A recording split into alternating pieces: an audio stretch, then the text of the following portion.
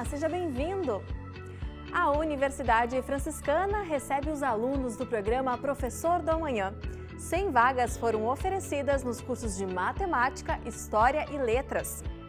Mais de 114 milhões de pessoas no mundo estão na condição de refugiados, segundo a ONU. Os desafios da inclusão por meio da linguagem foi tema de palestra na UFN. O UFN no South Summit Brasil. Veja a participação da Universidade Franciscana no maior evento de inovação e empreendedorismo da América Latina. É agora, no Universo Acadêmico. Os estudantes do programa Professor do Amanhã foram recebidos com música e muita expectativa na Universidade Franciscana. A iniciativa entre o governo do estado e as universidades comunitárias vai fortalecer a educação gaúcha com a formação de novos professores em áreas estratégicas. Quem quer a morte? João Vitor tem o sonho de ser professor. Com a aprovação no programa Professor do Amanhã, esse sonho vai poder se tornar realidade. É a minha primeira graduação, muita expectativa. E eu sempre gostei dessa área, sempre achei interessante. Isso aí eu acho que vai me servir como experiência de vida, né? Eu já estagiei em escola e eu gosto do ambiente da sala de aula, da educação, enfim, eu acho que vai ser bem legal. Sandra Ferreira tem 50 anos, já é professora, mas resolveu se aprofundar ainda mais na carreira docente e se aventurar em novos conhecimentos. O meu sonho sempre foi cursar História, daí por uns desvios do destino eu acabei cursando Pedagogia, né? Acho que eu faço parte de uma comunidade quilombola, da Formigueira, assim, e eu gosto bastante da História, estar estudando, e eu acho que é uma oportunidade para mim aprender mais, para poder também estar passando para o pessoal lá, né? Para poder ajudar mais, assim. E eu acho que estudar é uma coisa que a gente sempre tem que estar procurando evoluir, né? O programa Professor do Amanhã é uma iniciativa inédita promovida pelo Governo do Estado em conjunto com a Secretaria de Inovação, Ciência e Tecnologia. O programa disponibiliza cursos de graduação em licenciaturas em universidades comunitárias, totalmente gratuitos. E ele tem a lógica de formar professores para o estado do Rio Grande do Sul que estejam conectados com os desafios, com as demandas do século em que estamos vivendo. Aqui na UFN, cerca de 100 novos estudantes começaram seus estudos nos cursos de História, Matemática e Letras. Professor do Amanhã, eu acredito assim, que é uma grande transformação para a educação. Nós temos uma política pública, que é o que nós estamos desejando há muito tempo, e a Universidade Franciscana, na região central, é a única que está proporcionando, né, essa oportunidade de formação do professor com um incentivo, uma bolsa de incentivo de permanência no curso. Então isso é muito importante num contexto em que já temos carência de professores. A recepção aos novos alunos e futuros professores contou com as boas-vindas da reitora Irani Rúpulo e da pró-reitora de pós-graduação Vanilde Bisonin. Música ao vivo e muita integração. Uma primeira noite de encontro repleta de novidades e incentivo de muitas que virão pela frente. A expectativa é enorme para que esses alunos realmente se integrem ao contexto universitário. Então esse momento aqui ele é fundamental, por isso nós organizamos de forma que também os alunos veteranos pudessem participar, ter um momento de integração, de descontração também com seus novos colegas, né? Então isso é muito importante para a vida universitária. Eu espero que a gente se dê bem, que eu aprenda bastante com eles, que eles também possam aprender alguma coisa comigo, que eu possa passar, e eu acho que vai ser muito bom, né? Aqui na UFN, né, que é uma das mais bem conceituadas, né, faculdade. Olha, eu me imagino satisfeito com a minha escolha,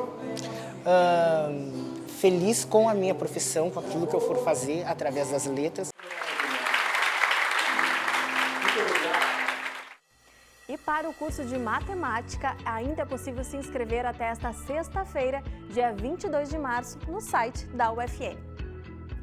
Olha só esses números: 1.000 investidores, 140 fundos de investimento nacionais e internacionais, 7.000 empresas e 600 palestrantes. Agora imagine tudo isso junto. Assim é o South Summit Brasil, que ocorre até esta sexta-feira. A capital do estado recebe a 3ª edição desse evento global e a UFN, claro, está presente lá.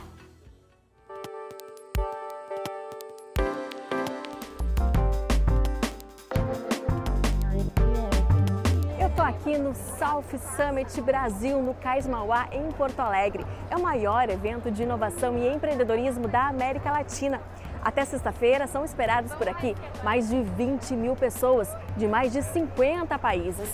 É um ponto de encontro entre investidores, startups e empresários. Por aqui, muitas palestras, reuniões e diversas atrações para fazer negócios e conexões. Vamos juntos ver o que está rolando por aqui?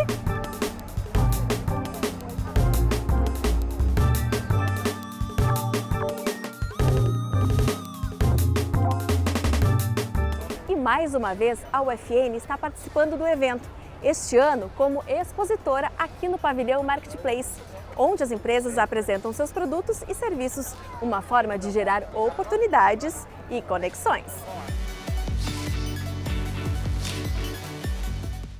É onde nós temos o contato com as principais tecnologias que estão sendo desenvolvidas ou por startups ou por grandes empresas.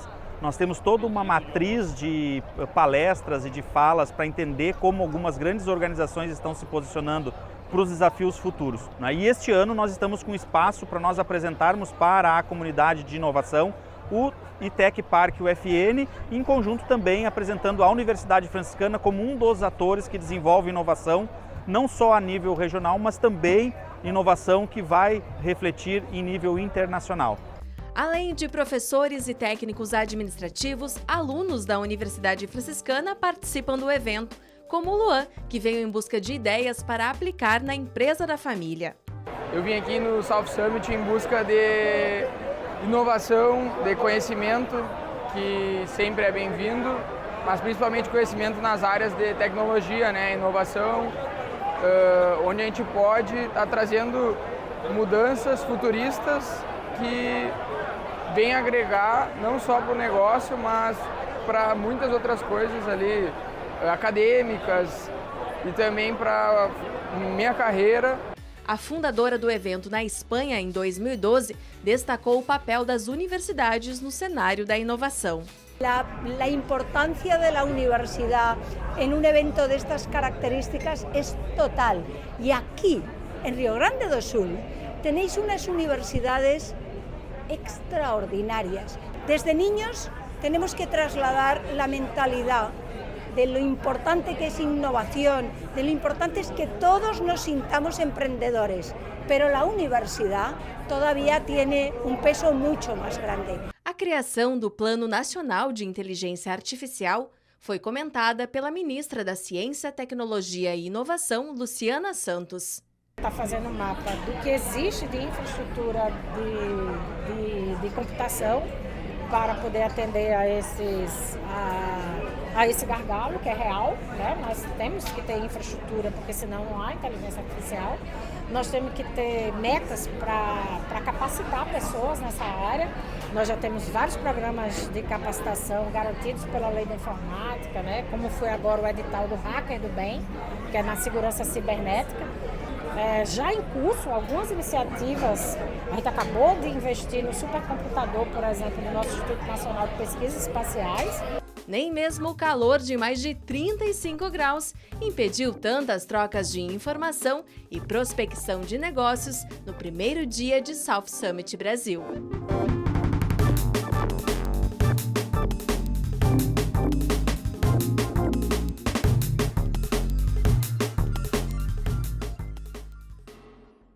No mês em que celebramos o Dia Internacional das Mulheres, que marca a luta das mulheres por direitos e equidade, a ministra da Ciência, Tecnologia e Inovação, Luciana Santos, também falou sobre o edital divulgado pelo CNPq para incentivar a formação de meninas e mulheres nas áreas de ciências exatas, engenharias e computação.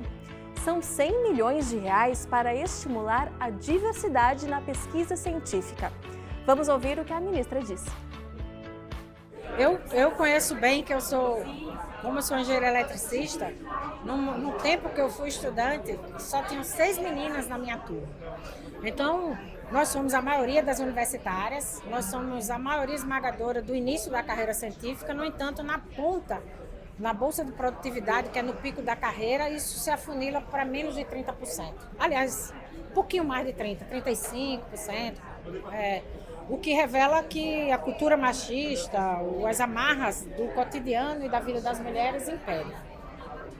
E nas carreiras das ciências exatas, da engenharia e da ciência da computação, ainda há outros fatores subjetivos, né, que de alguma maneira influenciam que as meninas não são aptas a esse tipo de domínio, de conhecimento.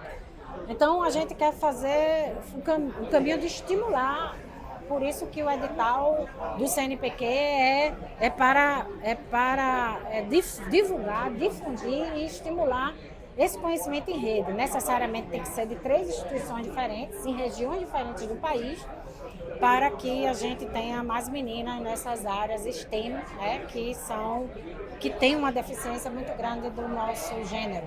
E assim a gente virar esse jogo, porque nós precisamos de diversidade, nós precisamos de equidade e nós precisamos de excelência. A diversidade leva à excelência.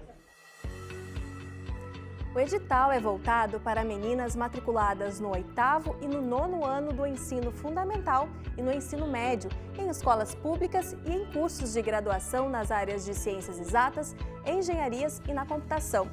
O prazo para a apresentação das propostas é até 29 de abril. A UFN, claro, deve submeter um projeto ao edital. E a Universidade Franciscana recebeu o professor Fernando Zolim Vez Lima, da Universidade Federal de Mato Grosso, para uma palestra sobre migração e refúgio no ensino de Humanidades e Linguagens. A palestra foi realizada pelo mestrado em Ensino de Humanidades e Linguagens, o MEL, da UFN.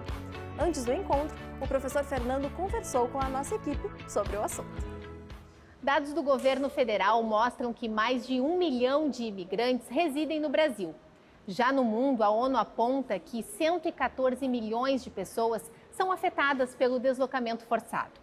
Esses números levantam questionamentos sobre a necessidade da igualdade de tratamento e oportunidades, da inclusão no mercado de trabalho e os desafios da inclusão linguística. Para falar sobre este assunto, nós recebemos o professor da Universidade Federal de Mato Grosso, Fernando Zolim Vez de Lima. Seja bem-vindo ao programa Universo Acadêmico. Imagina. Obrigado pelo convite. Professor, por que é tão importante a gente falar então sobre esse tema que está bem relacionado à crescente demanda social por inclusão de imigrantes e refugiados aqui no Brasil? Eu acho que isso gira muito em torno do que tu acabou de apontar. A gente tem um número cada vez maior de pessoas que vêm ao nosso país, né? Ou seja, pensando sobre o nosso país, mas também em relação ao mundo. O mundo, a gente tem mais de 114 milhões de pessoas né, que realmente são obrigadas a se deslocar em função de guerras, em função de questões econômicas. Então, assim, é um número bastante... É o maior número da história, né, segundo a própria ONU aponta. E no Brasil a gente vê isso o tempo todo nas nossas ruas, pessoas cada vez mais chegando em busca realmente daquilo que é uma vida melhor. Então, acho que hoje em dia falar sobre qualquer assunto que envolva refúgio e envolva migração é um assunto cada vez mais latente que a gente precisa, de fato, enfrentar cada vez mais de frente. E, professor, como eu falei ali no início, é um movimento forçado, né, essa imigração? Exatamente, é forçado. Geralmente envolve guerras, né, que acho que é o caso mais evidente que a gente tem hoje em dia, por exemplo, a guerra da Rússia, por exemplo, com a Ucrânia, né? A gente tem milhões de pessoas sendo obrigadas, de fato, a sair do seu país em função dessa guerra. A gente vê isso, por exemplo, em relação à Palestina, né, também hoje, em várias partes do mundo. A gente está falando dessas que ganham mais destaque, né? E, professor, quais são os principais desafios que as cidades que recebem esses imigrantes têm com a inclusão? Eu acho que a principal questão é a inclusão. Né? Envolve a questão linguística, primeiramente, porque boa parte deles, a gente está falando assim, de alguns casos assim, mas, por exemplo, a gente tem pessoas que vêm de países, por exemplo, que falam árabe. Né? Imagina o quanto é difícil para essas pessoas, ou mesmo os haitianos que falam francês ou dialeto. atípico, quanto é difícil para essas pessoas, por exemplo, poderem ser, de fato, inseridas no mercado de trabalho quando elas não sabem a língua portuguesa. Né? Então, eu acho que existe uma questão linguística muito presente, muito forte aí que a gente precisa pensar. E direitos básicos, né? Direito à habitação, e aí que vem na sequência, né? Direito a emprego, direito a ter uma vida digna, né? como qualquer um de nós. E, professor, por que é tão importante, então, pensar ideias e estratégias para que ocorra essa inclusão? E que tipo de ideias e estratégias podem ser planejadas, podem ser colocadas em prática nessas cidades para acolher essas pessoas?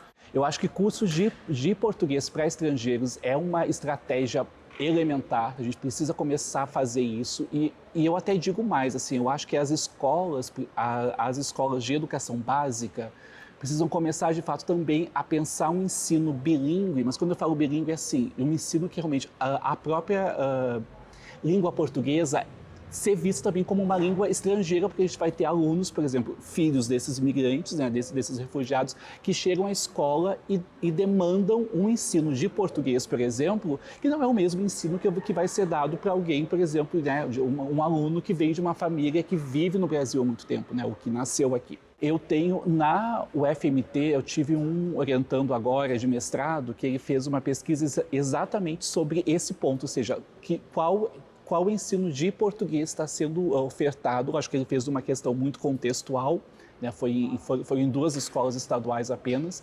E o que ele percebeu é que, assim, esses migrantes, em especial esses filhos desses refugiados também, acabam chegando na escola e o que se oferece para eles é uma aula de português como se eles fossem brasileiros. E isso causa uma questão importante para se pensar por quê, em termos linguísticos. Ok, eles acabam não sendo inseridos, acabam não sendo inclusos, porque eles acabam trazendo muito, e ele olhou muito para a questão de imigrantes que são hispanohablantes. Então, eles acabavam sempre, de algum modo, assim, deixados de lado, ou, digamos assim, ou qualquer coisa que eles pudessem escrever, valia. Saber português para a gente é algo fundamental, para eles, né? Vale para a gente, nós como nação, né? Mas para eles é um aspecto fundamental, porque vai ser o acesso inicial deles ao mercado de trabalho, né? A bens sociais que eles podem ter acesso. Então, quando eu privo eles disso, né, isso vai tornar algo maior.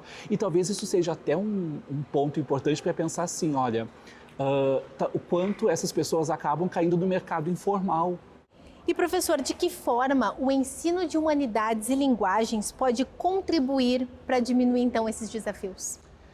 Eu acho que o ponto principal que a gente tem hoje, pensando em humanidades, pensando em linguagens, que eu vejo seria o quê? Realmente o efetivo ensino de língua portuguesa, mas pensado como um ensino para estrangeiros. Eu acho que isso hoje em dia é fundamental, né? Em termos de humanidades, eu acho que é trazer essa temática cada vez mais para a sala de aula, seja, por exemplo, na educação básica, na educação superior. Eu tenho um caso que eu acho bastante interessante para se pensar, até para se pensar nessa condição de refugiado, que também é uma outra pesquisa que eu orientei na UFMT, que é de análise de autobiografias de refugiados sírios. Né? Pensando assim, como existe uma certa visão, né, nesses livros, principalmente, digamos, que você sai de uma ideia de inferno, que seria a Síria, e é exatamente essa é a palavra que é usada em vários desses livros, para chegar no céu, que seria a Europa. E é muito interessante pensar isso, sabe? Quanto existe um lado assim, que é bom para se pensar, que é assim, o quanto de fato a vida, o que leva essas pessoas a lerem o seu país de origem, no caso na Síria, com uma ideia de inferno, e o que leva eles a pensar que só o fato deles chegarem na Europa, eles já estão no céu por si. Então, eu acho que assim, começar a trazer cada vez mais para a sala de aula, pensando em ensino, né? Cada vez mais para a sala de aula, esses assuntos, e pensar em relação ao Brasil também, essa ideia, talvez assim, Brasil, um país de todos, mas quem são esses todos, né? E nada melhor que a educação para quebrar barreiras, né, professor? Diminuir, fazer a inclusão, né? Exatamente, uma educação que de fato promove a inclusão. né? Perfeito, quero agradecer então a sua presença. Muito obrigada por participar aqui conosco na UFN-TV do programa Universo Acadêmico. Imagina, eu que agradeço o convite mais uma vez. Isso aí. E esta edição do Universo Acadêmico fica por aqui. Muito obrigada pela sua companhia. Um ótimo final de semana para você. Um beijo grande. Tchau!